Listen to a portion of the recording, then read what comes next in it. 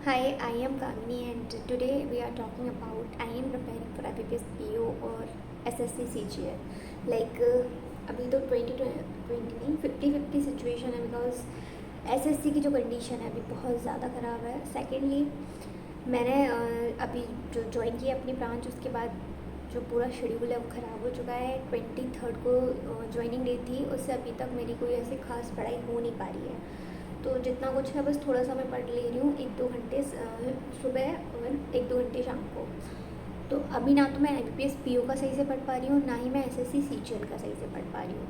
Second thing ये है कि SSC CGL में जो अभी न्यू वेंडर है एक्यूरिटी, जैसा वो एग्ज़ाम करवा रहा है, जैसे उसकी कंडीशन है अभी, उस हिसाब से समझ में नहीं आ रहा है कि मुझे CGL की प्रिपरेशन करनी चाहिए कि नहीं करनी चाहिए। सेकेंडली आज प्रोटेस्ट हो रहे इतने सारे टीचर्स जो गए थे, लेकिन ये है कि मतलब मुझे लगा तो मे बी आज भी अच्छा हो जाएगा क्योंकि टीचर्स हैं, सपोर्ट में इतने सारे लोग हैं, तो ऑब्वियसली गवर्नमेंट कुछ तो करेगी। लेकिन वो तो पूरा पूरा ही उल्टा है। मेरी पूरी फील्ड सिर्फ इसी से भरी है कि पुलिस ने मारा, पुलिस ने पकड़ा, पुलिस कस्टडी में ले जा रही है, पुलिस मना कर रही है। मतलब एक जैसे हमारे फंडामेंटल राइट्स पढ़ते हैं उसमें लिखा है कि हम एक एक जगह इकट्ठे होकर अपनी बात रख सकते हैं, इट इज़ लीगल, लेकिन बात ही नहीं रखी जा रही है इंसान की। तो वो थोड़ा सा डर लग रहा है कि मुझे क्या पढ़ना चाहिए उस चीज़ के लिए, और थोड़ा सा अलग से भी पढ़ना चाहिए क्योंकि जैसे वो क्वेश्चन पूछ रहे हैं और टॉपिक पूछ रहे हैं उस हिसाब से ही पढ़ना पड़ेगा पूरा। जैसे TCS का है वो पूरा रट गया है कि कैसे क्वेश्चन पूछ रहे हैं वो लोग, कैसा उनका फॉर्मेट है। इनने तो अपना इंटरफेस ही चेंज कर दिया है। जब मैंने उसका मॉक दिया था 2-3 बार, इतने गंदे नंबर आए हैं, मतलब 137 मार्क्स आ रहे हैं, 125 उसमें जो उनका इंटरफेस है। जैसे कि हमारा आदत है हमको राइट हैंड यूज़ करना है साइड से, तो सेव एंड नेक्स्ट करके ऑप्शन आता है, तो हम साइड से क्लिक करते हैं, ईजिली दूसरा क्वेश्चन आ जाता है।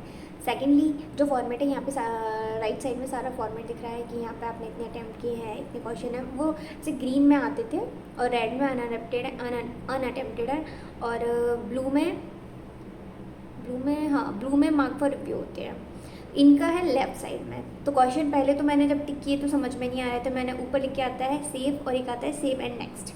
तो जब मैंने अटैम्प्ट किया तो पहले मैंने सेव पे क्लिक कर दिया, लेकिन वो क्वेश्चन सेव नहीं हो रहे थे, मतलब अटैम्प्ट नहीं हो रहे थे, माने नहीं जा रहे थे। तो मैंने साइड में चेक किया, तो मतलब 4-5 मिनट तो यही समझ में आया कि ये फॉर्मेट है, ऊपर जाके क्लिक करना है, ये सब मैंने समझा। तो वहाँ पर 4-5 मिनट चले गए।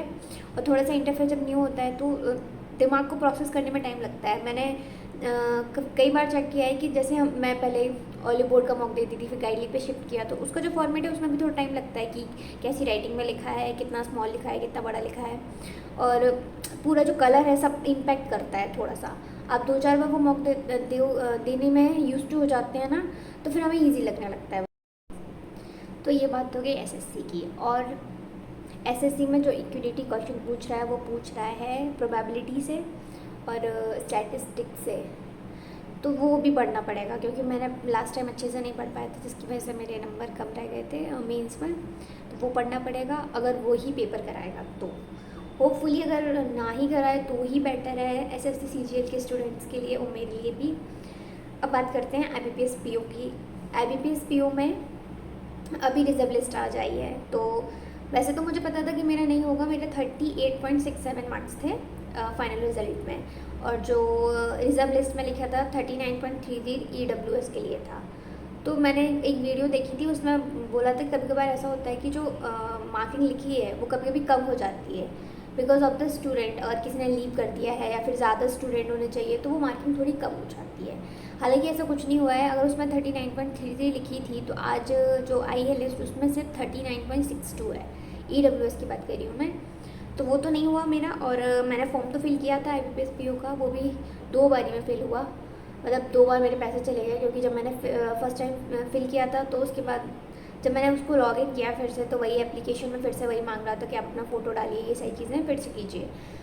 तो मुझे लगा शायद वो फिल नहीं हुआ है, फिर मैंने सेकंड टाइम फिर से फिल किया था, वो दूसरी बारी में, मतलब 1700 रुपये में मैंने IBPS PO का फॉर्म फिल किया। अभी मैं उसका पढ़ तो नहीं पा रही हूँ, लेकिन मैं प्रीलिम्स के मॉक्स तो दे लूँगी। एक वीडियो भी मैं बनाऊँगी कि पहले मैं खुद मॉक दूँगी, जब मेरे अच्छे नंबर आएंगे तो ही मैं उस पर एक वीडियो बनाऊँगी कि how you can increase in last minutes. क्योंकि काफ़ी टाइम से मैंने पढ़ा नहीं है IBPS PO, I mean banking का कुछ भी नहीं पढ़ा है मैंने, कोई मॉक भी नहीं दिए इतने ज़्यादा। कभी कभी बीच में RBI असिस्टेंट का मॉक दे लेती थी, क्योंकि स्पीड के लिए कि स्पीड थोड़ी बनी रहे। और उसके अलावा मैंने कोई क्लासेस भी नहीं ली है, ना कोई करंट अफेयर पढ़ा है अभी मैंने। तो मैं सोच रही हूँ कि अगर SSC की ऐसी हालत है उस हिसाब से मुझे एक बार IBPS PO को भी स्विच कर लेना चाहिए, उसका भी पेपर दे लेना चाहिए। क्योंकि अगर SSC नहीं हुआ या फिर SSC में ऐसे ही कोई प्रॉब्लम रही, उनका पेपर हुआ या by chance in any case उस टाइम पे जो मेरा पेपर है या फिर जब मेरा पेपर होगा कोई ऐसा पेपर आ गया जो ऐसा क्वेश्चन उन्होंने सेट कर दिया जो मेरे से बन नहीं रहा है, या फिर जो क्वेश्चन उन्होंने दिए हैं वो थोड़े से ऐसे हैं जो टॉपिक्स मैंने पढ़ नहीं पाए हैं अच्छे तरीके से। और अभी थोड़ा टाइम मैनेजमेंट में भी थोड़ा वक्त लगेगा, क्योंकि मुझे आदत नहीं है सुबह से 10 बजे से 5 बजे तक बैठने की। और न्यू वर्क भी सीख रहे हो तो वहाँ पे भी थोड़ी सी लर्निंग है, आपको थोड़ा बहुत याद करना है चीज़ें। तो ये सारी चीज़ें मिक्सअप हो रही हैं कि किस चीज़ का प्रिपेयर करना चाहिए। उस हिसाब से IBPS PO थोड़ा सा ठीक है, मेरे लिए बेटर है।